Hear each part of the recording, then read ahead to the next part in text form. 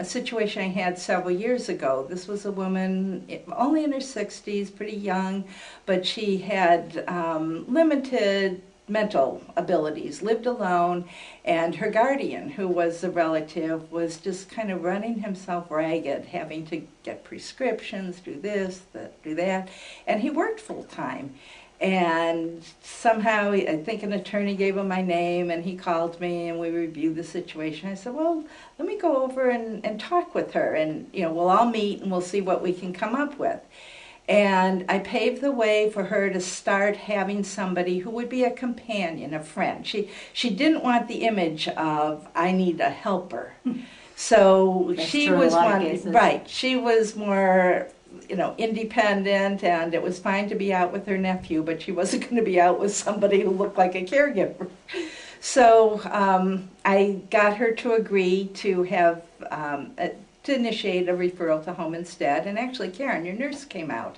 We planned a meeting with her and the nephew, and we sat down, and one of the things that was a huge advantage in this situation is we were able to say to her, if you don't like the first care, we're going to find somebody who meshes with you and who's going to be your companion, and if you don't like the first one, we can call it. But Karen was very, very good in identifying the needs. This was a woman who was also diabetic without terrific compliance, and one of my goals and Karen's goal as a nurse and the nephew's goal was to improve diabetic compliance as well as alleviate all of the everyday tasks that the nephew was doing. Right, getting buried in. So we had a meeting, and Karen asked her very sensitively about, what are the characteristics you'd like in somebody who's helping you.